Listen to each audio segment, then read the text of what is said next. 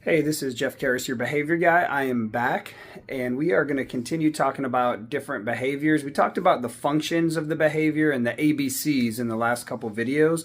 So I'm going to go back to kind of those functions. So we figure out why a behavior is occurring, and if the answer to that we feel is an attention seeking type of behavior, then there's a few ways to address that.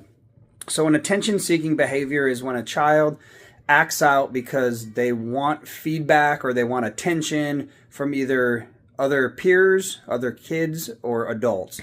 So you might see like tantrums, kind of emotional outbursts, just different crying, different behaviors like that are attention seeking a lot of times, depending on the antecedent, right? What comes before it, and we can kind of figure that out. But if you feel it is attention, then there's ways to address that on the front end so you don't get those negative attention seeking behaviors.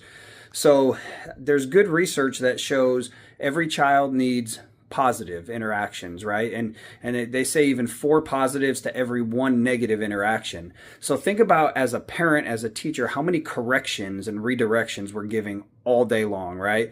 I feel like sometimes as a parent, I'm saying the word no, don't do that, or don't do this, right?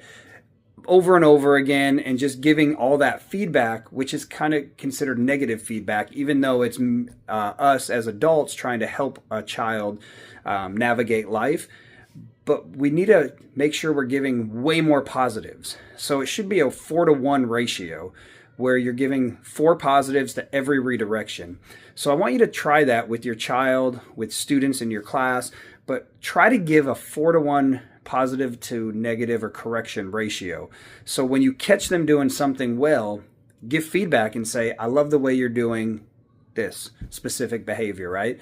If you can do that for those positives, especially for those behaviors you're really trying to target, you are going to see a change in that behavior over time. Remember, it does take a while to change behavior. Research shows that every year a behavior is in place, it takes at least 6 months of intervention to try to correct that. So that is a good period of time, but just try that strategy, giving out those positives. And if you do have to give redirection, that's great, that's fine, right? Because we have to do that. But then kind of be aware to give more positives when you see positives occurring afterwards. All right, this is Jeff Karras, your behavior guy. I'll see you later.